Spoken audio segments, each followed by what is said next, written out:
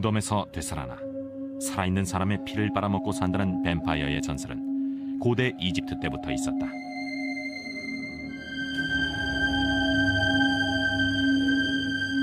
뱀파이어. 무고한 인간의 피로 영원한 삶을 누리지만 십자가 앞에선 맥을 못 추는 존재. 그리고 햇빛에 노출되거나 심장에 말뚝을 박으면 이들도 죽고 만다.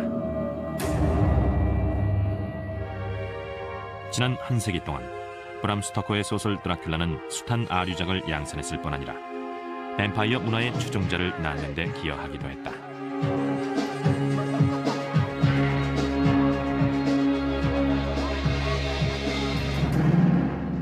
오늘날엔 독특한 방식으로 뱀파이어를 숭배하는 집단까지 생겼다. 뱀파이어의 비밀스런 세계에 입문했다고 주장하는 이 남성은 12살 때부터 피를 마셨다고 한다. 미네소타에 사는 한 부부는 루마니아의 실존 인물 블라드 드라큘라와 매일 대화를 나눈다고 한다.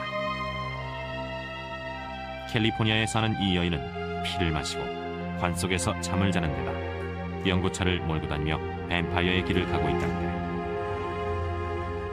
이들은 왜 뱀파이어에게 집착하는가? 죽지 않기 때문일까? 인간의 마음속 가장 깊은 곳에 숨겨진 어두운 충동을 실행에 옮기고 있는 건 아닌지.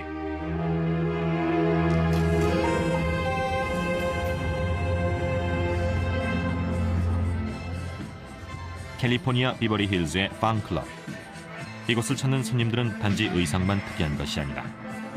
팡클럽은 뱀파이어 추종자들의 회합 장소이기 때문이다. 흡혈귀 복장에 송곳니까지 낀 단골 손님들. 정기적으로 모임에 참석하는 수백 명의 단골 중 20여 명은 진짜 뱀파이어라고 자처하고 있고, 니콜라스 스트라슬로프도 그중 하나다. 나머진 보통 사람들이죠. 하지만 팡클럽은 누구라도 환영합니다. 실컷 즐기고 아무런 두려움 없이 자신을 마음껏 표현할 수 있는 환상적인 곳이니까요. 저 같은 진짜 뱀파이어를 만나보고 싶은 사람들이 찾아오곤 합니다. 뱀파이어 공동체의 대표인 니콜라스. 그는 소위 뱀파이어 영성이란 일종의 신앙치계에 대해 조언해주고 있는데, 이 사상엔 뱀파이어가 불사신이란 개념이 포함되어 있다. 니콜라스의 말에 따르면 심령 에너지로 만들어진 불멸의 뱀파이어 신들은 뱀파이어를 받아들이려는 기질이 있는 인간들을 찾아 나선다고 한다. 뱀파이어의 영혼을 받아들인 육신은 큰 변화를 겪습니다. 영원한 뱀파이어가 되는데요. 저는 5살 때 이미 죽었고 그때 뱀파이어가 됐죠. 1958년 가족과 함께 웨일즈의 해변에 놀러간 니콜라스는 수영을 하다 익사했지만 20여 분 후 되살아났다고 한다. 살아난 후부터 능력이 생겼죠. 남들의 마음을 읽고 고민거리를 해결해 줄 수 있게 됐어요. 그런데 그땐 그게 누구에게나 있는 힘인 줄 알았거든요. 어린 나이에 무척 혼란스러웠습니다. 사고 이후 니콜라스는 7년간 오컬트와 심령치료술을 공부했다. 그리고 자신에게 뱀파이어 신이 깃들어 있다는 것을 깨달았다고 한다. 12살 때 용의 계율에 따라 뱀파이어계에 입문했다. 그러니까 기본적으로 피의 의식이죠. 피를 마신다는 건 타인의 생명력을 받아들이는 건데, 저희 뱀파이어들에겐 아주 오래된 전통입니다. 니콜라스는 웨일즈의 시골에 있는 원형 돌담에 서서 계율에 따르기로 맹세했다. 뱀파이어가 되는 의식대로 행했죠. 피를 얇은 천에 투과시킨 후에 마셨어요. 그렇게 해서 유대를 다지는 겁니다. 그날부터 열심히 수련했고 뱀파이어들의 동료가 됐습니다. 니콜라스는 뱀파이어 사원이 있는 LA에 정착했다. 세계의 주요 종교들은 어떤 형태로든 저희 뱀파이어 사원으로부터 영향을 받았죠. 물론 종교계는 우리 의지와는 반대로 늘 신에게 복종하라고 강요하지만 말이에요. 하지만 저희는 인류의 신이기 때문에 사람들의 문제에 관한 저희의 영역을 지켜야 했던 겁니다. 곧 뱀파이어 의식이 행해질 것이다. 이 의식이 비위에 거슬리는 사람도 있을 것이다. 하지만 니콜라스를 비롯한 자칭 뱀파이어들은 자발적으로 동의한 사람들의 피만 빨아먹는다. 니콜라스는 이들을 혈액 기증자라고 부른다. 그는 2주에 한 번씩 기증자의 피를 섭취한다. 사랑을 나누고 하나가 되는 의식이죠. 타인과 공감하게 하는 생명의 피라고 할 수가 있습니다. 자신과 타인의 영혼을 공유하는 행위인데요. 정말 아름다운 교감의 순간이죠. 자양분을 받고 동반자와 친밀감을 느끼는 순간이니까 말입니다. 피를 마시고 기이한 의상을 착용하는 습관은 공통점이지만 현대의 뱀파이어들은 영화나 소설에 나오는 전형적인 뱀파이어와는 매우 다르다. 햇빛에 노출돼도 멀쩡하고 거울에 자신의 모습을 비춰볼 수도 있다. 심지어 십자가를 착용하는가 하면 마늘에 대한 거부감도 없다. 이탈리아 식당에서 일하는 친구는 마늘을 많이 먹고 저도 자주 먹는 편입니다. 뱀파이어들이라고 해서 마늘이라면 질색하진 않습니다. 저희도 죽죠. 육체적으로는 죽어요. 총을 쏘거나 심장에 말뚝을 박으면 죽을 수밖에 없죠. 뱀파이어 문화는 수많은 미국인을 매혹시켰다. 비버리 힐즈의 팡클럽에서만도 수백 명의 추종자들이 피를 마시고 매주 뱀파이어를 찬미하는 의식을 갖는다.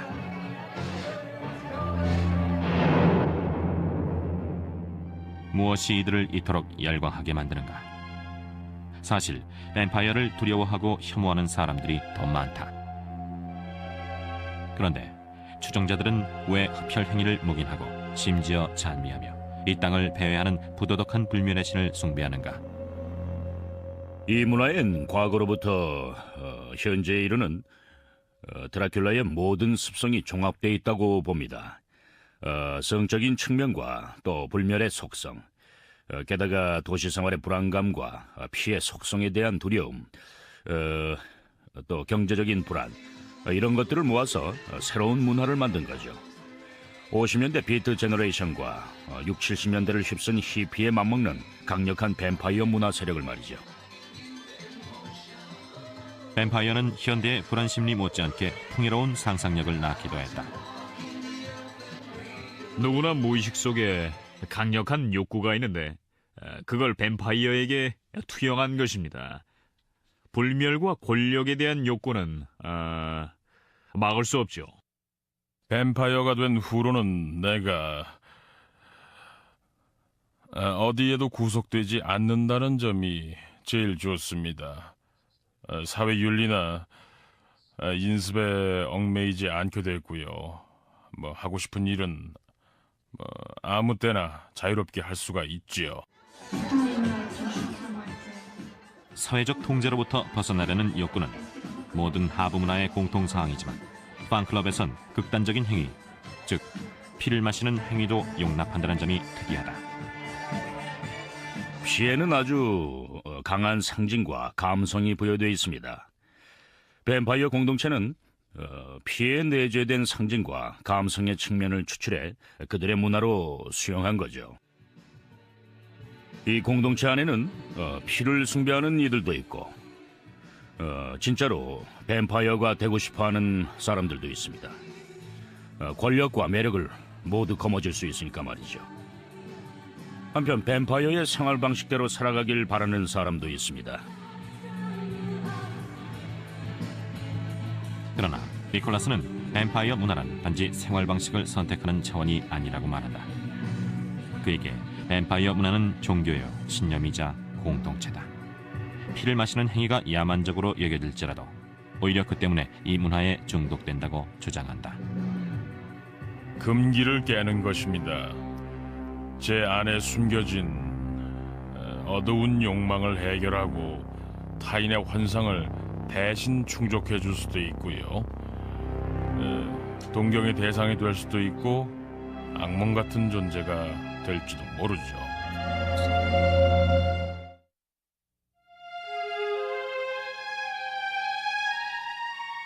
소설의 주인공 드라큘라 백작은 할로윈데이의 가장 인기 있는 캐릭터 중 하나다.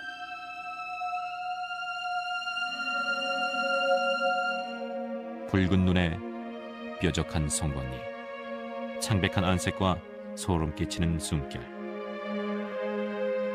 안개 속이나 달빛 아래에서 나타나는데 십자가를 보면 힘을 잃고 만다. 영원히 살기 위해 무고한 희생자의 피를 마신다는 드라큘라. 절반은 인간, 절반은 괴물인 드라큘라에게 압도되는 이유는 무엇인가? 드라큘라는 인간의 숨겨진 내면이 반영된 존재인가?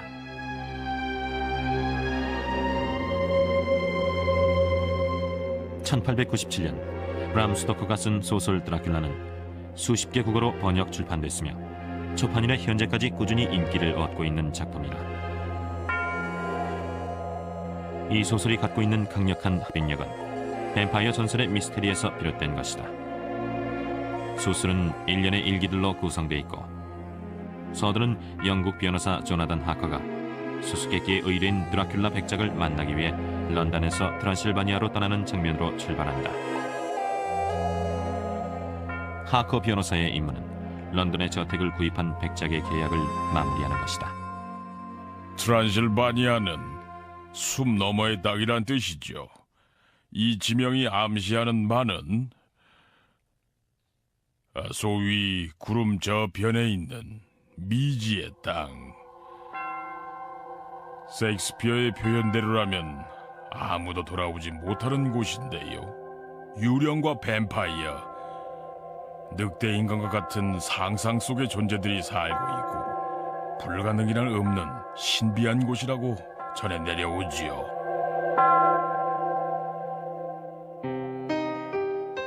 하크는 드라큘라 성에 도착해서 의뢰인 드라큘라 백작을 만난다.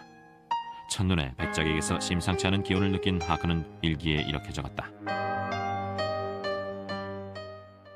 백작은 한 발짝도 떼지 않고 조각처럼 서 있었다. 날 반갑게 맞이하는가 싶더니 그 자리에 돌처럼 굳어진 것이다. 문턱을 넘어서려는 찰나 백작이 순간적으로 다가와 내 손을 잡았는데 그 섬뜩한 느낌이란 얼음처럼 차가운 백작의 손, 마치 죽은 자의 손과도 같았다. 브람 스토커는 사전조사를 철저히 했다. 하커가 드라큘라를 처음 만나는 장면은 고대 트란실바니아 전설에서 따온 것이다. 전설에 따르면 흡혈귀는 희생자가 스스로 악마를 불러들일 때만 다가오고 일단 몸 안에 들어간 후엔 엄청난 힘을 행사한다고 한다. 안타깝게도 이 영국 변호사는 그 전설을 모르고 있었다. 하커 자신도 모르는 새에 스스로 희생양이 된 거죠. 하커가 만약 트란실바니아 지역 전설을 알고 있었다면 사정이 달라졌을 겁니다. 아마도 하커는 흡혈귀 드라큘라 백작을 물리쳤겠죠. 하커가 위기의식을 느끼게 됐을 때 이미 그는 드라큘라 백작의 성에 갇힌 신세였다. 죽음의 공포에 사로잡힌 하커에게 갑자기 드라큘라의 추종자가 나타났다. 짜릿하면서도 끔찍한 향연이었다. 여인은 목을 쓰다듬으며 짐승처럼 입술을 혀로 핥았고 달빛에 반사된 입술은 더욱 붉게 빛났다. 새빨간 혀위의 날카로운 이빨은 희게 돋보였고 그녀는 점점 머리를 아래쪽으로 옮겨갔다. 나는 눈을 감고 나른한 절정에 빠져들었다. 때마침 드라큘라 백작이 나타나 여인을 쫓아냈다. 빅토리아 시대 당시 관점으론 용납하기 힘든 동성애적인 뉘앙스가 물씬 풍기는 장면이다. 드라큘라는 여인에게 이렇게 경고한다. 이 남자는 내 것이다. 드라큘라의 가장 강력한 힘이라면 아마도 성적인 에너지겠죠. 브람 스토커는 성의 권력을 주고받는 행위와 성적인 주제를 연관시킨 겁니다. 이런 줄거리에 공포와 고통을 적절히 섞어서 환상적인 작품을 창조해낸 것이죠. 이 주제의식은 드라큘라가 런던에 가서 하커의 약혼녀 미나를 만나는 장면에서 잘 드러난다. 드라큘라 백작은 자고 있는 미나의 목을 날카로운 이빨로 꿰뚫는다. 그리고는 피를 빨아먹은 후 미나에게 영원한 뱀파이어가 될 것을 강요한다. 미나는 이렇게 말한다. 백작은 길고 날카로운 송곳니로 가슴의 혈관을 열었다. 피가 뿜어져 나오자 그는 한 손으론 내 손을, 다른 손으론 내 목을 부여잡고 내 입술을 자신의 상처에 갖다 댔다. 피를 마시며 나는 숨이 막힐 지경이었다. 맙소사, 내가 무슨 짓을 한 것일까?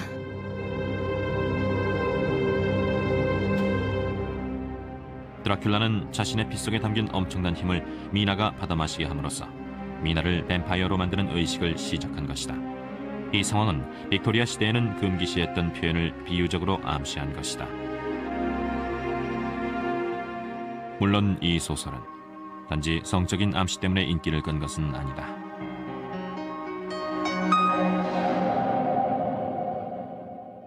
악과 권력, 성과 죽음이란 주제를 담은 소설 드라큘라는 어떻게 해서 고전으로 자리 잡게 됐을까?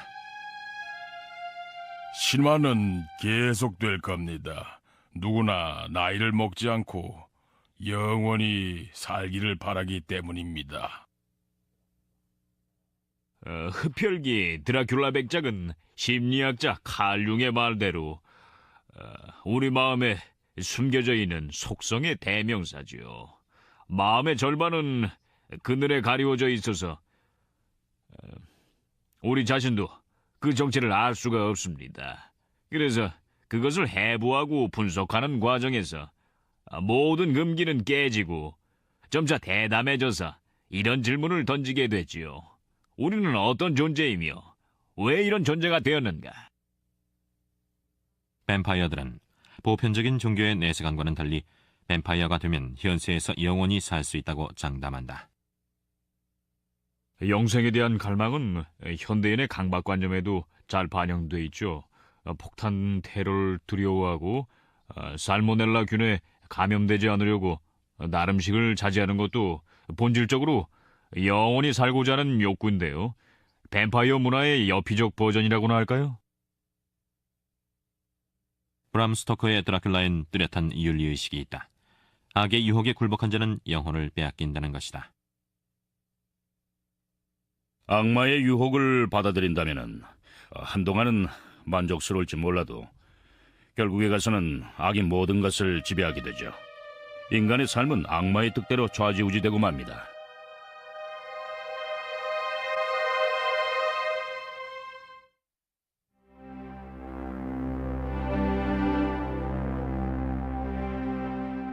(1890년대) 브람 스토커가 소설 드라큘라를 쓰기 위해 답사했던 트란실바니아. 카르파티아 산맥에 둘러싸인 이곳은 여전히 신비롭고 아름답다. 소설과 영화에 등장하는 모든 것, 예를 들어 마늘이나 십자가 따위는 정말 트란실바니아 전설에도 나오죠. 고스란히 소설에 옮겼다는 게 바로 모순입니다. 드라큘라는 브람 스토커의 폭넓은 상상력이 발현된 작품이라고들 알고 있는데 전혀 그렇지 않아요. 트란실바니아는 세상의 온갖 미신의 중심지로 알려져 있다. 이곳은 또한 역사상 가장 잔인했던 지도자의 고향이기도 하다. 터키 제국의 유럽 진출을 저지했던 15세기의 통치자 블라드 드라큘라. 그는 그 유명한 소설 드라큘라의 모델이기도 하다.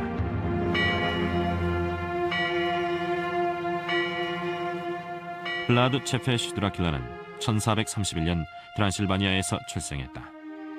루마니아어로 드라큘라는 용의 아들 혹은 악마의 아들이란 뜻이다. 블라드 드라큘라의 부친이 트란실바니아와 터키 사이에 위치한 왈라키아의 통치자가 됐을 때 블라드 형제는 평화협정의 일환으로 터키에 보내졌고 술탄과 함께 생활하게 된다. 드라큘라는 터키어를 몰랐고 기독교인이었는데 터키인들은 무슬림이었죠.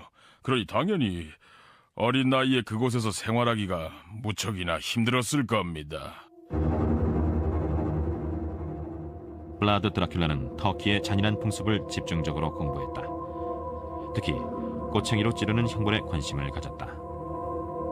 몸을 꼬챙이로 찌르고 땅 위에 꼬챙이를 기둥처럼 세워두는 것으로 십자가에 매다는 방법과 유사하다. 이 벌에 처해진 자는 피를 흘리다 서서히 죽어가게 된다.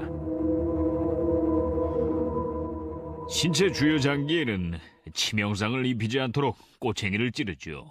꼬챙이에 찔린 채 고통받게 하는 게 목적이. 블라드 드라큘라와 동생 라두는 부친과 형이 루마니아 귀족들에게 암살된 후 술탄으로부터 풀려났다. 1456년 왕위를 계승한 블라드 드라큘라는 터키에서 배운 것을 실행에 옮겼다. 꼬챙이로 찌르는 블라드라는 악명을 얻게 된 것도 그 때문이다. 드라큘라는 집권 초기엔 부친과 형을 암살한 사람들에 대해 아무 조치를 취하지 않았죠. 그러다가 1459년쯤 돼서 암살에 가담했던 귀족들을 부활절 파티에 초청하고 주변을 군인들로 포위했습니다. 술과 음식을 잔뜩 먹인 후 드라큘라는 힘없는 아이와 여자들 그리고 노인들을 차례로 찌르기 시작했죠. 그리고 나머지 사람들은 포이나르에 있는 드라큘라 성으로 데려갔습니다. 이들은 거기서 성을 다시 짓는 노역에 종사하게 됐습니다. 지주들에게 복수함으로써 의기양양해진 드라큘라는 터키의 눈길을 돌렸다. 터키가 왈라키아를 약탈하지 못하도록 수시로 터키의 군대를 파견해 사람들을 죽이고 불지르게 했다.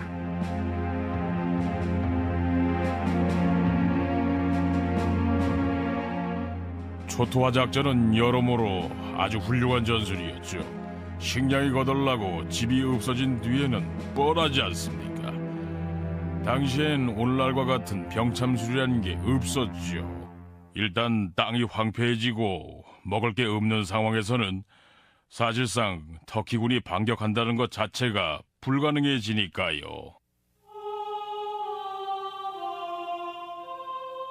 드라큘라는 술탄에 대한 보복을 잠시 미뤄뒀을 뿐 완전히 포기한 것은 아니었다. 술탄에게 복수하는 예비 단계로서 무수한 터키 포로들을 꼬챙이로 죽이기 시작했다. 꼬챙이 숲이라는 것을 만들었습니다. 수개월간 수많은 사람들이 동원됐죠. 드라큘라는 꼬챙이에 희생된 사람들 틈에서 식사하는 것을 즐겼는데 어떤 시체는 몇 주 동안이나 매달려 있었으니 거기서 나오는 악취가 오죽했겠습니까? 술탄은 이 끔찍한 광경을 보고는 군대를 철수시켰지요. 드라큘라는 자신감에 차서 귀족들에게 명령했습니다. 술탄이 도망간다. 술탄을 끝장내자. 그때 귀족들은 드라큘라의 동생 라두의 편에 섰다. 드라큘라는 왕위를 잃고 옥에 갇혔다. 감옥에 가서도 잔인한 습성은 버리지 못했습니다. 사람을 찌르진 못했지만 쥐를 잡아서 고문하고 꼬챙이로 찔러댔어요. 그리고 간수에게 뇌물을 주고 새를 옥 안에 들여놓고는 깃털을 죄다 뽑았죠. 새가 방향 감각을 잃고 감옥 안을 돌아다니다 지칠 때쯤이면 작은 막대로 새를 찌른 후 막대에 매달아뒀고요. 찌르는 행위를 경배했다는 말까지 들을 정도였습니다. 수년 후 드라큘라는 잠시 왕권을 회복했지만 터키와의 전투에서 최후를 맞이하고 만다. 루마니아의 드라큘라와 스토커의 소설에 나오는 초자연적인 뱀파이어는 어떤 관계인가? 역사상의 인물도 드라큘라 백작처럼 악마 같은 존재였을까? 루마니아 역사학계에선 두 가지 학설이 맞서고 있습니다. 이에 어쨌거나 드라큘라가 그 정도로 대량 학살을 행했을 리는 없다는 학파가 있고, 다른 학파는 학살이 정치적인 동기에서 행해졌다고 주장을 하죠. 드라큘라의 잔인하고 야만적인 행위 뒤에는 정책적인 배경이 깔려있다는 주장입니다.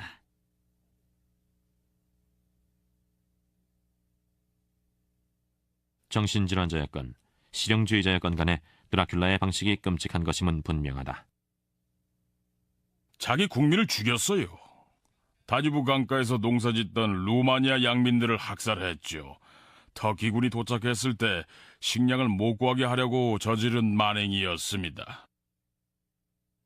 실존했던 드라큘라도 소설 속 드라큘라처럼 권력과 피에 집착했다. 그가 실제로 피를 즐겨 마셨다는 주장도 있다. 희생자의 피를 그릇에 가득 채우고 그 피에 빵을 찍어 먹었다고도 합니다. 고단백 식단이긴 하지만요. 죽지 않는 드라큘라 백작과는 달리 블라드 드라큘라는 터키인들 손에 죽었다. 그러나 그의 무덤엔 미스테리가 있다. 수백 년간 그의 시신은 부카레스트 북부의 수도원에 안치된 것으로 알려져 왔다. 그런데 1931년 무덤을 발굴해보니 관은 텅 비어 있었다.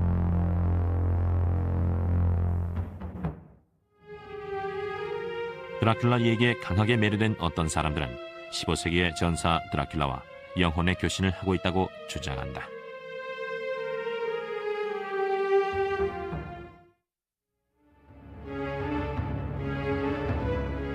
실존했던 드라큘라와 전설의 뱀파이어는 오늘날까지도 오컬트 숭배자들 덕에 그 생명력을 유지하고 있다.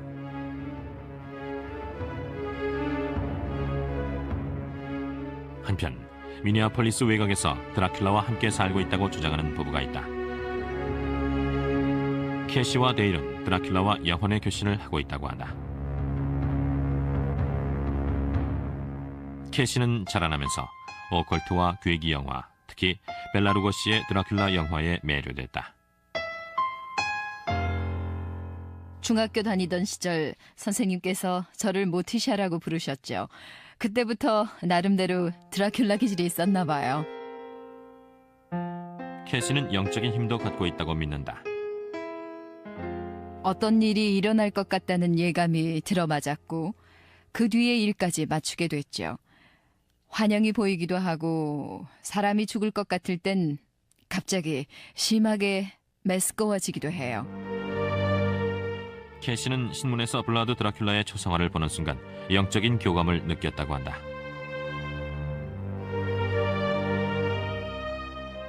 그 인물이 궁금해졌어요.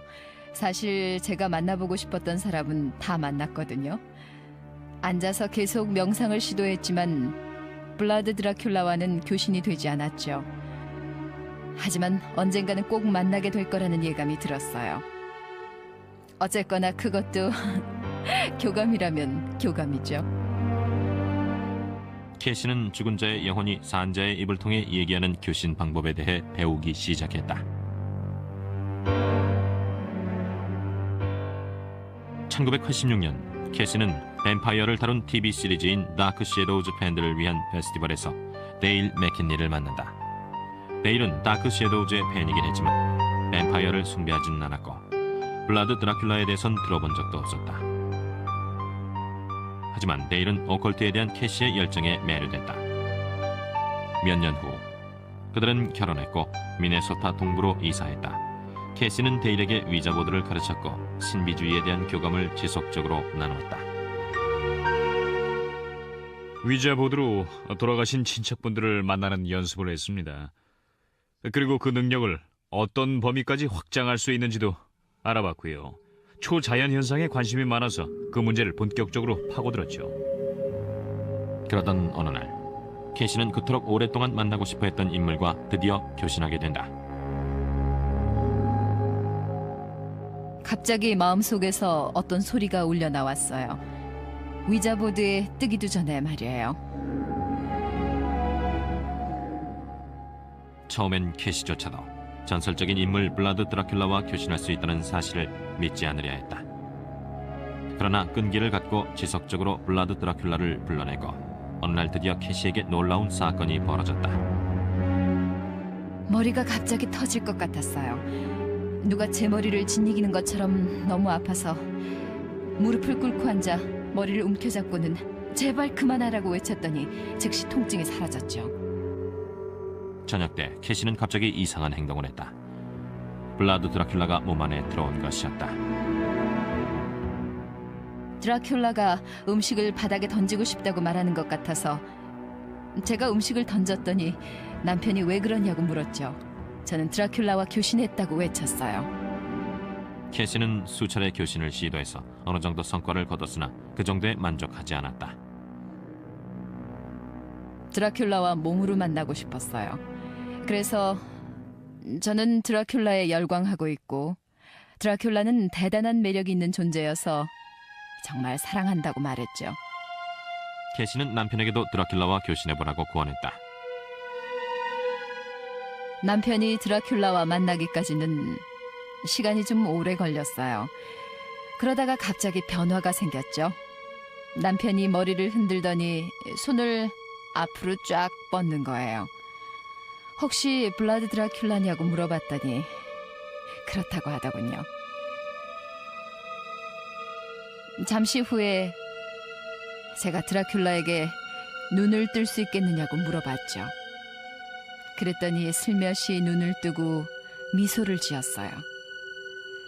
대화는 길게 나누지 못했지만 친밀감이 느껴졌죠. 그리고는 드라큘라를 보내줬어요. 데일은 그때 반쯤은 무의식 상태에서 꿈을 꾼 것 같다고 했다. 이들은 일주일에 몇 차례씩 드라큘라와 교신하는 연습을 꾸준히 했다.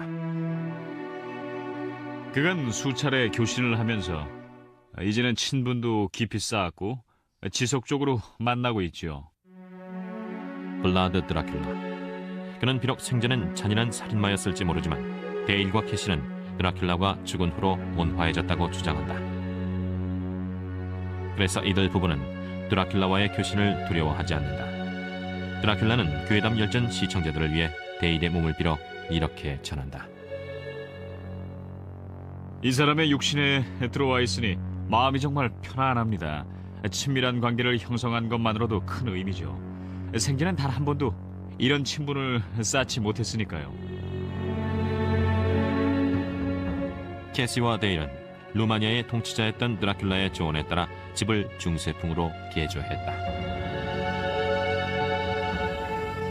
It's like great hole in wall is nothing. It's like empty. 드라큘라는 이들에게 우호적인 존재이며 이들도 드라큘라를 잃고 싶지 않다고 한다. 캐시와 데일 그리고 왈라키아의 잔인한 학살자 블라드 드라큘라와의 기이한 관계를 어떻게 설명할 것인가? 속임수라고 생각할 수도 있습니다. 믿는 사람들은 그 안에서 깊은 의미를 찾으려고 할 거고요. 드라큘라의 힘을 감지한 사람들은 그와 교신하는 거죠. 일종의 숭배라고 보시면 됩니다. 구두나 발목을 숭배할 수도 있죠. 신을 숭배하는 사람이야 많고요. 그런 현상과 같아요. 예를 들자면 사람들의 성감이 하도 다양해서 피임 도구를 분류하기 힘든 것과 마찬가지죠. 캐시와 데일 부부는 자신들의 신념을 입증해줄 사람을 찾고 있다. 심령 점성술가의 얘기를 들어보자. 데일의 오른쪽 바로 뒤에 영혼이 서 있었죠. 전사 같았는데 키가 크고 무척 난폭해 보였어요. 데일과 계속 이야기를 나누면서 그 영혼을 관찰했는데 이들 부부도 그 영혼에 대해 알고 있는지 의구심이 들었죠. 당장 누굴 해친다는 뜻은 아니지만 너무 잔인해서 대체로 교신하길 꺼리니까요. 현자나 정신적 지도자, 영화배우와 교신하길 원하는 게 일반적이죠. 고통이나 부정으로 가득 찬 표정을 한 영혼을 아주 잠시 동안이나마 제 눈으로 봤죠. 낸시도 블라드 드라큘라의 영혼을 봤다. 처음 본 것은 데일과 캐시가 TV 토크쇼에 출연했을 때다. 너무 놀라서 TV를 꺼버렸어요. 데일과 탁자를 사이에 두고 마주 앉았을 때 데일은 드라큘라의 영혼을 불러들였고 드라큘라는 아주 친절하고 재미있게 얘기를 했죠. 하지만 느낌이 정말 이상했어요. 에너지가 빠져나가는 기분이랄까. 그런데 캐시와 데일은 드라큘라와 각별한 사이인 것 같아서 차마 얘기를 못했죠. 8년이 흘렀지만 캐시와 데일은 여전히 드라큘라와 잘 지내고 있다. 비록 그들의 경험을 진실로 입증하지는 못했지만 직접 본 것과 제 느낌에 대해서만 알 뿐이지만 유쾌한 경험은 아니었고 너무 무서웠어요. 얼핏 보기에는 설명할 수 없는 능력이라고 해도 진실을 찾고 또 해답을 구하는 과정에서 유용하게 쓰이리라고 믿습니다. 눈으로 본 영혼이 마음의 환상에 불과하다고 증명할 수 있는 사람은 아무도 없죠. 하지만 영혼이 존재하는 한 영혼을 감지할 수 있고 그래서 영혼이라고 믿는 거예요. 누구나 자기의 신념에 대해서는 굳게 확신하죠. 캐시하고 데일도 경험한 걸 믿을 뿐입니다. 과학적으로 설명할 수 없는 경험인지 혹은 사이코 드라마인지는 몰라도 캐시와 데일을 지지하는 사람들도 있다. 드라큘라는 데일의 입을 통해 이렇게 이야기한다. 이들 부부에게 저는 이 희망을 주고 있죠. 이미 이 사람들에게 저의 애정을 전달했고요. 데일과 캐시는 드라큘라의 영혼이 알려준 내세를 믿는다. 사후에도 영생이 있다는 것이다.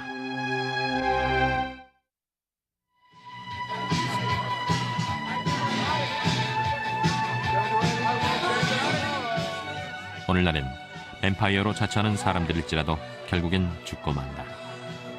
이들은 거울에 그 모습이 비춰지고 십자가를 두려워하지 않는다. 멀쩡한 직장도 다니고 사람들과도 잘 지낸다. 일반인과의 차이는 단 하나, 남의 피를 먹는다는 점이다.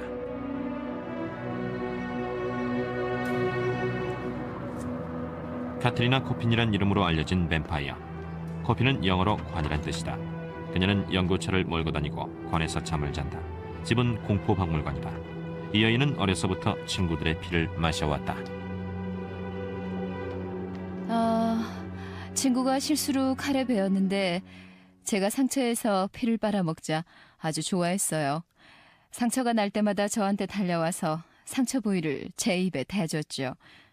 이거 봐 하면서 말이에요. 정말 재밌었죠. 당시 10대였던 카타리나는 피를 빨아먹기 위해 사고가 생기기를 기다리지 않고 적극적인 방법을 선택한다. 실수로 상처를 입고 피가 날 때까지 못 기다리겠다는 거예요. 그래서 동의를 구하고 친구들 몸에 면도날이나 종이칼 따위로 상처를 내고 피를 빨아먹었죠. 그런 사람들을 기증자라고 해요. 희생자와는 달리 기증자는 자발적으로 동의한 성인이죠. 전 동물이나 아이들의 피는 안 먹어요. 카트리나에게 뱀파이어 의식은 관능적인 경험을 서로 즐겁게 나누는 것이다. 그러나 기증자가 없을 땐 자기 몸에 상처를 내 피에 대한 갈증을 해소한다. 따뜻하고 혈관에서 흐르는 피, 즉 상처에서 갓 빼어나온 피여야 하죠. 주사기로 피를 뽑아 잔에 담으면 공기에 닿는 순간 피가 응고돼요. 전 그런 걸 싫어요. 카트리나는 캘리포니아 남부의 화창한 기후대에 살고 있지만 해변에 자주 나가지 않는다. 햇빛은 가능하면 피하고 낮엔 주로 관에서 수면을 취한다. 전 햇살이 싫어요. 해골이나 관을 좋아하죠. 피의 맛을 좋아하고 야행성인데요. 하지만 악마 숭배자는 아니니까 걱정 마세요.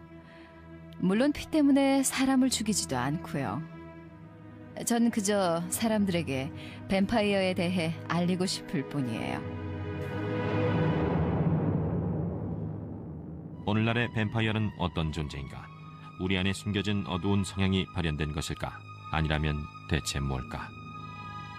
실제로 뱀파이어가 존재한다는 증거는 없습니다. 시체가 부활해서 사람을 공격한 적도 없어요. 그리고 또 피를 빨아먹지도 않습니다. 요즘에는 뱀파이어의 이미지에 편승한 사람들이 있을 뿐이죠. 흥미롭게도 전설 속의 뱀파이어보다는 19세기 소설에 등장하는 드라큘라의 이미지가 오늘날 뱀파이어 공동체들에게 활력을 불어넣고 있죠. 현대에도 몇 가지 커다란 금기가 있죠. 그 중에 주된 금기로 사람이 사람의 피를 마셔선 안 된다는 게 있습니다. 반사회적 행위니까요. 남의 피를 받아먹다니요. 자발적으로 기증한 사람이건 마지못해 내준 사람이건 간에 남의 생명을 빨아먹는 행위를 해서는 안 되죠. 그런 건 기생충이나 하는 짓입니다. 뱀파이어는 피만 노리는 것이 아니다. 그들은 권력을 갈구한다. 뱀파이어가 되고자 하는 욕구와 권력이 연계돼 있다는 사실이 흥미롭죠. 사람들은 권력을 원해요. 재력이나 지력과는 다릅니다. 뱀파이어의 권력은 마법의 힘이죠. 권력과 젊음, 마법을 연상케 하는 뱀파이어. 그래서 뱀파이어는 한층 더 매력적이고 두려운 존재가 된다. 결국 우리 얘기죠. 불사신 얘기가 아니에요. 관심을 끌려면은 사람들의 욕구를 이해해야 하는데 같은 사람끼린 그런 얘기를 주고받기가 꺼려지지요. 그래서 뱀파이어에게 여러 가지 특성을 부여하고 사람들은 그 뱀파이어들에게 영생과 젊음, 건강에 대한 욕구를 털어놓는 것입니다. 아시다시피 뱀파이어들도 영원히 살기를 원해요. 그러기 위해 아름다운 영국 여성의 피를 기꺼이 마십니다. 그건 그렇고 왜 뱀파이어가 되려고들 하죠? 영생을 위해 악마에게 영혼을 파는 행위는 결코 취소할 수 없는 계약이기에 선뜻 응하려는 사람은 많지 않다. 영원한 삶을 걸고 도박을 하고 싶다면 악마와 계약을 하세요. 악마는 장차 무슨 짓을 할지 몰라요. 종교계에서 하는 경고 정도만 떠오를 뿐이지요. 악마의 손아귀에 들어간 이상 인간으로서의 삶은 끝나는 겁니다.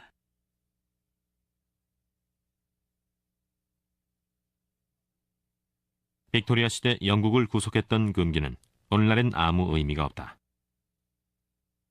현대인들은 뱀파이어에 대한 상상을 마음껏 펼칠 수 있으며 브람 스토커가 살던 시절엔 꿈도 꾸지 못했을 정도로 자유롭게 뱀파이어를 숭배한다. 뱀파이어를 상징하는 권력과 흡입력, 자유는 참으로 어렵게 얻은 가치다. 이렇게 한번 생각해 볼까요? 드라큘라는 우리가 감히 하지 못하는 걸 대신하는 존재가 아니라 현재의 종교의 내세관을 대체하는 가치라고 말이죠. 인간을 수세기 동안 매료시킨 밤의 피조물. 사람들이 뱀파이어에게 열광하는 가장 큰 이유는 뭘까? 뱀파이어로 인해 우리에게 숨겨져 있던 무서운 본성을 직시하게 되기 때문은 아닌지.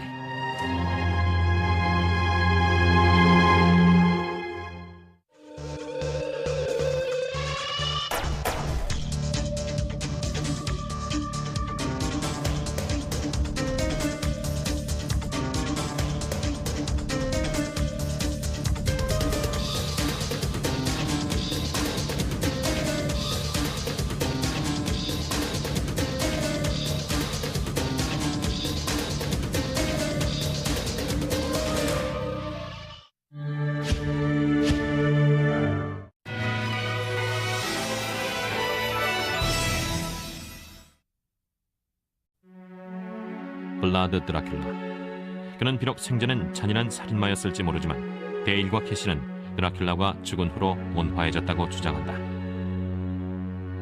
그래서 이들 부부는 드라큘라와의 교신을 두려워하지 않는다. 드라큘라는 괴담 열전 시청자들을 위해 데일의 몸을 빌어 이렇게 전한다. 이 사람의 육신에 들어와 있으니 마음이 정말 편안합니다. 친밀한 관계를 형성한 것만으로도 큰 의미죠. 생전엔 단 한 번도 이런 친분을 쌓지 못했으니까요. 캐시와 데일은 루마니아의 통치자였던 드라큘라의 조언에 따라 집을 중세풍으로 개조했다. This like great hole in wall is nothing. It's like empty. 드라큘라는 이들에게 우호적인 존재이며 이들도 드라큘라를 잃고 싶지 않다고 한다. 캐시와 데일, 그리고 왈라키아의 잔인한 학살자 블라드 드라큘라와의 기이한 관계를 어떻게 설명할 것인가? 속임수라고 생각할 수도 있습니다. 믿는 사람들은 그 안에서 깊은 의미를 찾으려고 할 거고요. 드라큘라의 힘을 감지한 사람들은 그와 교신하는 거죠. 일종의 숭배라고 보시면 됩니다. 구두나 발목을 숭배할 수도 있죠. 신을 숭배하는 사람이야 많고요. 그런 현상과 같아요. 예를 들자면 사람들의 성감이 하도 다양해서 피임 도구를 분류하기 힘든 것과 마찬가지죠.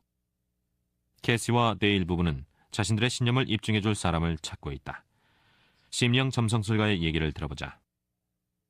데일의 오른쪽 바로 뒤에 영혼이 서 있었죠. 전사 같았는데 키가 크고 무척 난폭해 보였어요. 데일과 계속 이야기를 나누면서 그 영혼을 관찰했는데 이들 부부도 그 영혼에 대해 알고 있는지 의구심이 들었죠. 당장 누굴 해친다는 뜻은 아니지만 너무 잔인해서 대체로 교신하길 꺼리니까요. 현자나 정신적 지도자, 영화배우와 교신하길 원하는 게 일반적이죠. 고통이나 부정으로 가득 찬 표정을 한 영혼을 아주 잠시 동안이나마 제 눈으로 봤죠. 낸시도 블라드 드라큘라의 영혼을 봤다. 처음 본 것은 데일과 캐시가 TV 토크쇼에 출연했을 때다. 너무 놀라서 TV를 꺼버렸어요.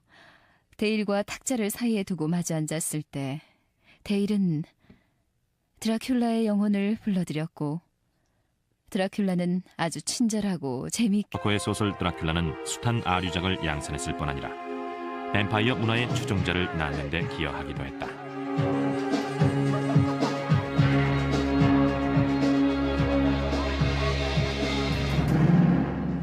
오늘날엔 독특한 방식으로 뱀파이어를 숭배하는 집단까지 생겼다. 뱀파이어의 비밀스런 세계에 입문했다고 주장하는 이 남성은 12살 때부터 피를 마셨다고 한다. 미네소타에 사는 한 부부는 루마니아의 실존 인물 블라드 드라큘라와 매일 대화를 나눈다고 한다.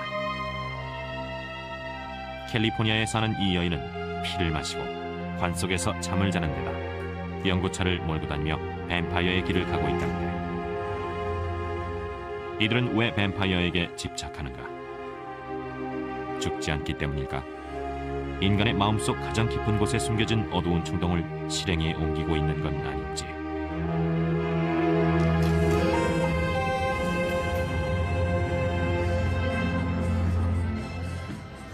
캘리포니아 비버리 힐즈의 팡클럽. 이곳을 찾는 손님들은 단지 의상만 특이한 것이 아니다. 팡클럽은 뱀파이어 추종자들의 회합 장소이기 때문이다. 흡혈귀 복장에 송곳니까지 낀 단골 손님들. 정기적으로 모임에 참석하는 수백 명의 단골 중 20여 명은 진짜 뱀파이어라고 자처하고 있고 니콜라스 스트라슬로프도 그중 하나다. 나머진 보통 사람들이죠. 하지만 팬클럽은 누구라도 환영합니다. 실컷 즐기고 아무런 두려움 없이 자신을 마음껏 표현할 수 있는 환상적인 곳이니까요. 저 같은 진짜 뱀파이어를 만나보고 싶은 사람들이 찾아오곤 합니다. 뱀파이어 공동체의 대표인 니콜라스. 그는 소위 뱀파이어 영성이란 일종의 신앙 체계에 대해 조언해주고 있는데 이 사상엔 뱀파이어가 불사신이란 개념이 포함되어 있다. 니콜라스의 말에 따르면 심령 에너지로 만들어진 불멸의 뱀파이어 신들은 뱀파이어를 받아들이려는 기질이 있는 인간들을 찾아 나선다고 한다. 뱀파이어의 영혼을 받아들인 육신은 큰 변화를 겪습니다. 영원한 뱀파이어가 되는데요. 저는 5살 때 이미 죽었고 그때 뱀파이어가 됐죠. 1958년 가족과 함께 웨일즈의 해변에 놀러간 니콜라스는 수영을 하다 익사했지만 20여 분 후 되살아났다고 한다. 살아난 후부터 능력이 생겼죠. 남들의 마음을 읽고 고민거리를 해결해 줄 수 있게 됐어요. 그런데 그땐 그게 누구의 블라드 드라큘라의 부친이 트란실바니아와 터키 사이에 위치한 왈라키아의 통치자가 됐을 때 블라드 형제는 평화협정의 일환으로 터키에 보내졌고 술탄과 함께 생활하게 된다. 드라큘라는 터키어를 몰랐고 기독교인이었는데 터키인들은 무슬림이었죠. 그러니 당연히 어린 나이에 그곳에서 생활하기가 무척이나 힘들었을 겁니다. 블라드 드라큘라는 터키의 잔인한 풍습을 집중적으로 공부했다. 특히 꼬챙이로 찌르는 형벌에 관심을 가졌다. 몸을 꼬챙이로 찌르고 땅 위에 꼬챙이를 기둥처럼 세워두는 것으로 십자가에 매다는 방법과 유사하다. 이 벌에 처해진 자는 피를 흘리다 서서히 죽어가게 된다. 신체 주요 장기에는 치명상을 입히지 않도록 꼬챙이를 찌르죠. 꼬챙이에 찔린 채 고통받게 하는 게 목적이. 블라드 드라큘라와 동생 라두는 부친과 형이 루마니아 귀족들에게 암살된 후 술탄으로부터 풀려났다. 1456년 왕위를 계승한 블라드 드라큘라는 터키에서 배운 것을 실행에 옮겼다. 꼬챙이로 찌르는 블라드라는 악명을 얻게 된 것도 그 때문이다. 드라큘라는 집권 초기엔 부친과 형을 암살한 사람들에 대해 아무 조치를 취하지 않았죠. 그러다가 1459년쯤 돼서 암살에 가담했던 귀족들을 부활절 파티에 초청하고 주변을 군인들로 포위했습니다. 술과 음식을 잔뜩 먹인 후 드라큘라는 힘없는 아이와 여자들 그리고 노인들을 차례로 찌르기 시작했죠. 그리고 나머지 사람들은 포이나르에 있는 드라큘라 성으로 데려갔습니다. 이들은 거기서 성을 다시 짓는 노역에 종사하게 됐습니다. 지주들에게 복수함으로써 의기양양해진 드라큘라는 터키의 눈길을 돌렸다. 터키가 왈라키아를 약탈하지 못하도록 수시로 터키의 군대를 파견해 사람들을 죽이고 불지르게 했다.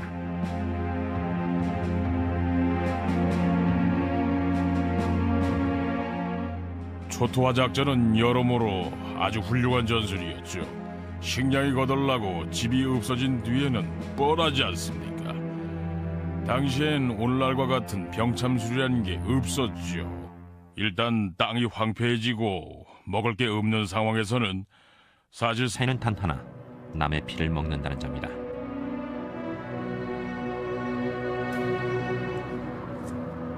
카트리나 코핀이란 이름으로 알려진 뱀파이어. 코핀은 영어로 관이란 뜻이다. 그녀는 연구차를 몰고 다니고 관에서 잠을 잔다. 집은 공포박물관이다. 이 여인은 어려서부터 친구들의 피를 마셔왔다. 친구가 실수로 칼에 베었는데 제가 상처에서 피를 빨아먹자 아주 좋아했어요. 상처가 날 때마다 저한테 달려와서 상처 부위를 제 입에 대줬죠. 이거 봐 하면서 말이에요. 정말 재밌었죠. 당시 10대였던 카타리나는 피를 빨아먹기 위해 사고가 생기기를 기다리지 않고 적극적인 방법을 선택한다. 실수로 상처를 입고 피가 날 때까지 못 기다리겠다는 거예요. 그래서 동의를 구하고 친구들 몸에 면도날이나 종이칼 따위로 상처를 내고 피를 빨아먹었죠. 그런 사람들을 기증자라고 해요. 희생자와는 달리 기증자는 자발적으로 동의한 성인이죠. 전 동물이나 아이들의 피는 안 먹어요. 카트리나에게 뱀파이어 의식은 관능적인 경험을 서로 즐겁게 나누는 것이다. 그러나 기증자가 없을 땐 자기 몸에 상처를 내 피에 대한 갈증을 해소한다. 따뜻하고 혈관에서 흐르는 피, 즉 상처에서 갓 빼어나온 피여야 하죠. 주사기로 피를 뽑아 잔에 담으면 공기에 닿는 순간 피가 응고돼요. 전 그런 거 싫어요. 카트리나는 캘리포니아 남부의 화창한 기후대에 살고 있지만 해변에 자주 나가지 않는다. 햇빛은 가능하면 피하고 낮엔 주로 관에서 수면을 취한다. 전 햇살이 싫어요. 해골이나 관을 좋아하죠. 피의 맛을 좋아하고 야행성인데요. 하지만 악마 숭배자는 아니니까 걱정 마세요. 물론 피 때문에 사람을 죽이지도 않고요. 전 그저 사람들에게 뱀파이어에 대해 알리고 싶을 뿐이에요. 오늘날의 뱀파이어는 어떤 존재인가? 우리 안에 숨겨진 어두운 성향이 발현된 것일까? 아니라면 대체 뭘까? 실제로 뱀파이어가 존재한다는 증거는 없습니다. 시체가 부활해서 사람을 공격한 적도 없어요. 그리고 또 피를 빨아먹지도 않습니다. 요즘에는 뱀파이어의 이미지에 편승한 사람들이 있을 뿐이죠. 흥미롭게도 전설 속의 뱀파이어보다는 19세기 소설에 등장하는 드라큘라의 이미지가 오늘날 뱀파이어 공동체들에게 활력을 불어넣고 있죠. 그런데 추종자들은 왜 흡혈 행위를 묵인하고 심지어 찬미하며 이 땅을 배회하는 부도덕한 불면의 신을 숭배하는가? 이 문화엔 과거로부터 현재에 이르는 드라큘라의 모든 습성이 종합되어 있다고 봅니다. 성적인 측면과 또 불멸의 속성, 게다가 도시 생활의 불안감과 피해 속성에 대한 두려움, 또 경제적인 불안, 이런 것들을 모아서 새로운 문화를 만든 거죠. 50년대 비트 제너레이션과 60, 70년대를 휩쓴 히피에 맞먹는 강력한 뱀파이어 문화 세력을 말이죠. 뱀파이어는 현대의 불안 심리 못지않게 풍요로운 상상력을 낳기도 했다. 누구나 무의식 속에 강력한 욕구가 있는데 그걸 뱀파이어에게 투영한 것입니다. 불멸과 권력에 대한 욕구는 막을 수 없죠. 뱀파이어가 된 후로는 내가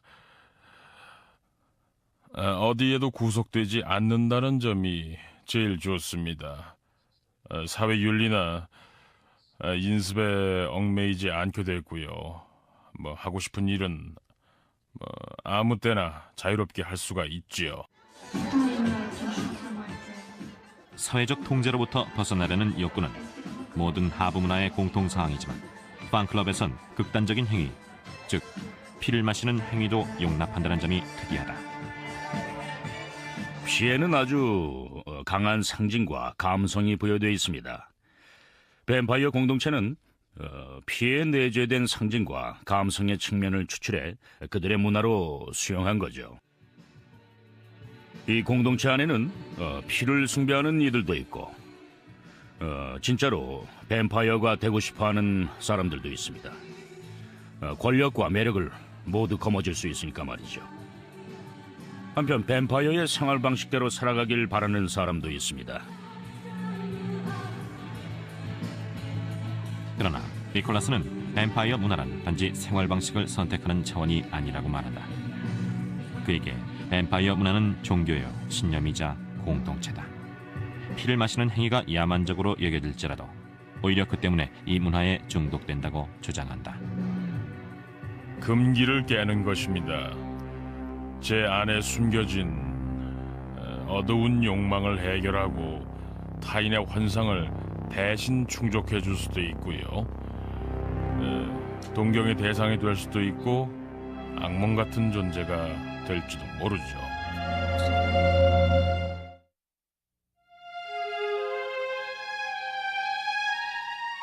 크고 무척 난폭해 보였어요.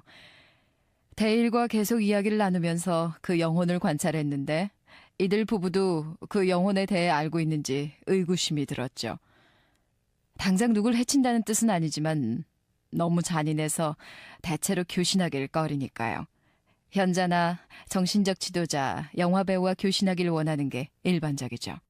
고통이나 부정으로 가득 찬 표정을 한 영혼을 아주 잠시 동안이나마 제 눈으로 봤죠. 낸시도 블라드 드라큘라의 영혼을 봤다. 처음 본 것은 데일과 캐시가 TV 토크쇼에 출연했을 때다. 너무 놀라서 TV를 꺼버렸어요. 데일과 탁자를 사이에 두고 마주 앉았을 때 데일은 드라큘라의 영혼을 불러들였고 드라큘라는 아주 친절하고 재미있게 얘기를 했죠. 하지만 느낌이 정말 이상했어요. 에너지가 빠져나가는 기분이랄까. 그런데 캐시와 데일은 드라큘라와 각별한 사이인 것 같아서 차마 얘기를 못했죠. 8년이 흘렀지만 캐시와 데일은 여전히 드라큘라와 잘 지내고 있다. 비록 그들의 경험을 진실로 입증하지는 못했지만 직접 본 것과 제 느낌에 대해서만 알 뿐이지만 유쾌한 경험은 아니었고 너무 무서웠어요. 얼핏 보기에는 설명할 수 없는 능력이라고 해도 진실을 찾고 또 해답을 구하는 과정에서 유용하게 쓰이리라고 믿습니다. 눈으로 본 영혼이 마음의 환상에 불과하다고 증명할 수 있는 사람은 아무도 없죠. 하지만 영혼이 존재하는 한 영혼을 감지할 수 있고 그래서 영혼이라고 믿는 거예요. 누구나 자기의 신념에 대해서는 굳게 확신하죠. 캐시하고 데일도 경험한 걸 믿을 뿐입니다.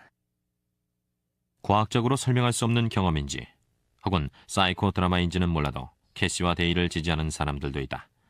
드라큘라는 데일의 입을 통해 이렇게 이야기한다. 이들 부부에게 저는 이 희망을 주고 있죠. 이미 이 사람들에게 저의 애정을 전달했고요. 데일과 캐시는 드라큘라의 영혼이 알려준 내세를 믿는다. 사후에도 영생이 있다는 것이다.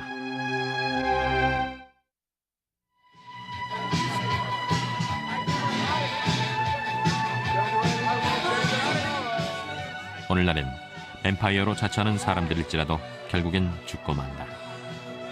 이들은 거울에 그 모습이 비춰지고 십자가를 두려워하지 않는다. 멀쩡한 직장도 다니고. 카트리나에게 뱀파이어 의식은 관능적인 경험을 서로 즐겁게 나누는 것이다. 그러나 기증자가 없을 땐 자기 몸에 상처를 내 피에 대한 갈증을 해소한다. 따뜻하고 혈관에서 흐르는 피, 즉 상처에서 갓 빼어나온 피여야 하죠. 주사기로 피를 뽑아 잔에 담으면 공기에 닿는 순간 피가 응고돼요. 전 그런 거 싫어요. 카트리나는 캘리포니아 남부의 화창한 기후대에 살고 있지만 해변에 자주 나가지 않는다. 햇빛은 가능하면 피하고 낮엔 주로 관에서 수면을 취한다. 전 햇살이 싫어요. 해골이나 관을 좋아하죠. 피의 맛을 좋아하고 야행성인데요. 하지만 악마 숭배자는 아니니까 걱정 마세요. 물론 피 때문에 사람을 죽이지도 않고요. 전 그저 사람들에게 뱀파이어에 대해 알리고 싶을 뿐이에요. 오늘날의 뱀파이어는 어떤 존재인가? 우리 안에 숨겨진 어두운 성향이 발현된 것일까? 아니라면 대체 뭘까? 실제로 뱀파이어가 존재한다는 증거는 없습니다. 시체가 부활해서 사람을 공격한 적도 없어요. 그리고 또 피를 빨아먹지도 않습니다. 요즘에는 뱀파이어의 이미지에 편승한 사람들이 있을 뿐이죠. 흥미롭게도 전설 속의 뱀파이어보다는 19세기 소설에 등장하는 드라큘라의 이미지가 오늘날 뱀파이어 공동체들에게 활력을 불어넣고 있죠. 현대에도 몇 가지 커다란 금기가 있죠. 그 중에 주된 금기로 사람이 사람의 피를 마셔선 안 된다는 게 있습니다. 반사회적 행위니까요. 남의 피를 받아먹다니요. 자발적으로 기증한 사람이건 마지못해 내준 사람이건 간에 남의 생명을 빨아먹는 행위를 해선 안 되죠. 그런 건 기생충이나 하는 짓입니다. 뱀파이어는 피만 노리는 것이 아니다. 그들은 권력을 갈구한다. 뱀파이어가 되고자 하는 욕구와 권력이 연계돼 있다는 사실이 흥미롭죠. 사람들은 권력을 원해요. 재력이나 지력과는 다릅니다. 뱀파이어의 권력은 마법의 힘이죠. 권력과 젊음, 마법을 연상케 하는 뱀파이어. 그래서 뱀파이어는 한층 더 매력적이고 두려운 존재가 된다. 결국 우리 얘기죠. 불사신 얘기가 아니에요.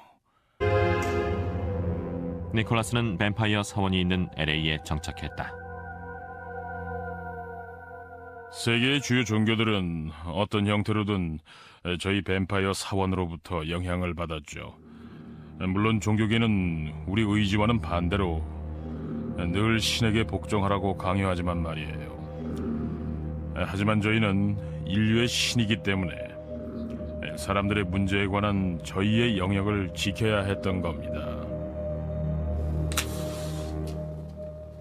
곧 뱀파이어 의식이 행해질 것이다. 이 의식이 비위에 거슬리는 사람도 있을 것이다. 하지만 니콜라스를 비롯한 자칭 뱀파이어들은 자발적으로 동의한 사람들의 피만 빨아먹는다. 니콜라스는 이들을 혈액 기증자라고 부른다. 그는 2주에 한 번씩 기증자의 피를 섭취한다. 사랑을 나누고 하나가 되는 의식이죠. 타인과 공감하게 하는 생명의 피라고 할 수가 있습니다. 자신과 타인의 영혼을 공유하는 행위인데요. 정말 아름다운 교감의 순간이죠. 자양분을 받고 동반자와 친밀감을 느끼는 순간이니까 말입니다. 피를 마시고 기이한 의상을 착용하는 습관은 공통점이지만 현대의 뱀파이어들은 영화나 소설에 나오는 전형적인 뱀파이어와는 매우 다르다. 햇빛에 노출돼도 멀쩡하고 거울에 자신의 모습을 비춰볼 수도 있다. 심지어 십자가를 착용하는가 하면 마늘에 대한 거부감도 없다. 이탈리아 식당에서 일하는 친구는 마늘을 많이 먹고 저도 자주 먹는 편입니다. 뱀파이어들이라고 해서 마늘이라면 질색하진 않습니다. 저희도 죽죠. 육체적으로는 죽어요. 총을 쏘거나 심장에 말뚝을 박으면 죽을 수밖에 없죠. 뱀파이어 문화는 수많은 미국인을 매혹시켰다. 비버리 힐즈의 팡클럽에서만도 수백 명의 추종자들이 피를 마시고 매주 뱀파이어를 찬미하는 의식을 갖는다.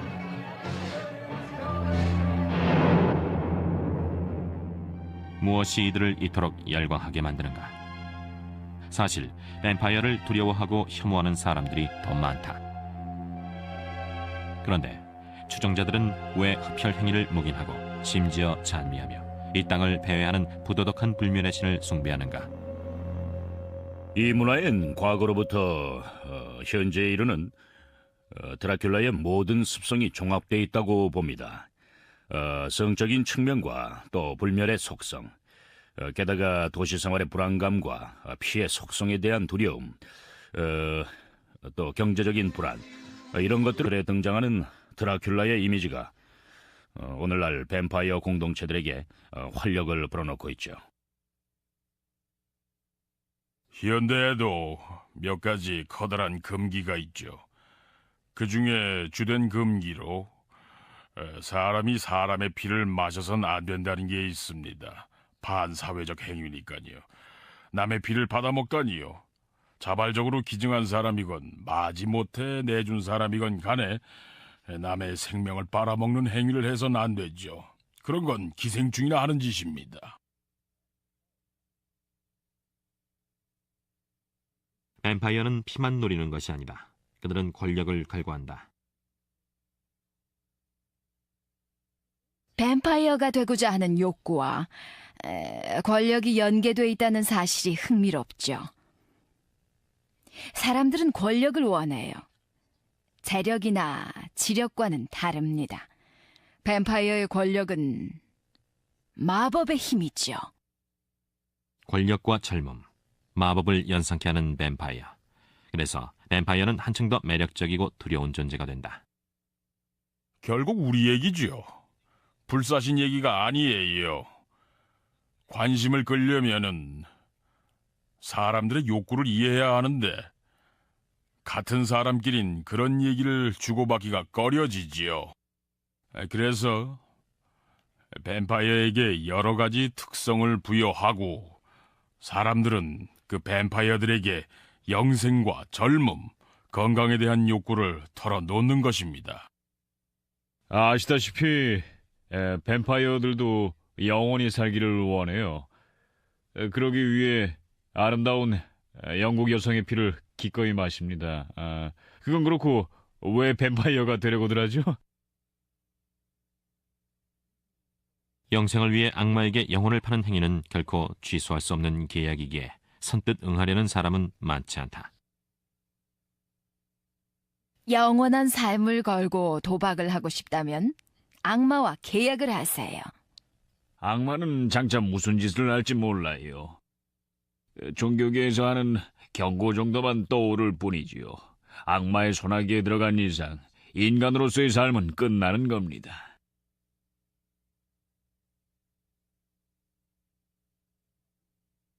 빅토리아 시대 영국을 구속했던 금기는 오늘날엔 아무 의미가 없다. 현대인들은 뱀파이어에 대한 상상을 마음껏 펼칠 수 있으며 브람 스토커가 살던 시절엔 꿈도 꾸지 못했을 정도로 자유롭게 뱀파이어를 숭배한다. 뱀파이어를 상징하는 권력과 흡입력, 자유는 참으로 어렵게 얻은 가치다. 그로 모임에 참석하는 수백 명의 단골 중 20여 명은 진짜 뱀파이어라고 자처하고 있고 니콜라스 스트라슬로프도 그중 하나다. 나머진 보통 사람들이죠. 하지만 팬클럽은 누구라도 환영합니다. 실컷 즐기고 아무런 두려움 없이 자신을 마음껏 표현할 수 있는 환상적인 곳이니까요. 저 같은 진짜 뱀파이어를 만나보고 싶은 사람들이 찾아오곤 합니다. 뱀파이어 공동체의 대표인 니콜라스. 그는 소위 뱀파이어 영성이란 일종의 신앙 체계에 대해 조언해주고 있는데 이 사상엔 뱀파이어가 불사신이란 개념이 포함되어 있다.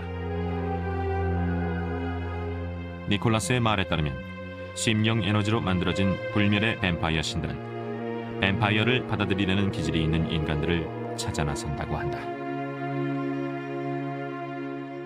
뱀파이어의 영혼을 받아들인 육신은 큰 변화를 겪습니다. 영원한 뱀파이어가 되는데요. 저는 5살 때 이미 죽었고 그때 뱀파이어가 됐죠. 1958년 가족과 함께 웨일즈의 해변에 놀러간 니콜라스는 수영을 하다 익사했지만 20여 분 후 되살아났다고 한다. 살아난 후부터 능력이 생겼죠. 남들의 마음을 읽고 고민거리를 해결해 줄 수 있게 됐어요.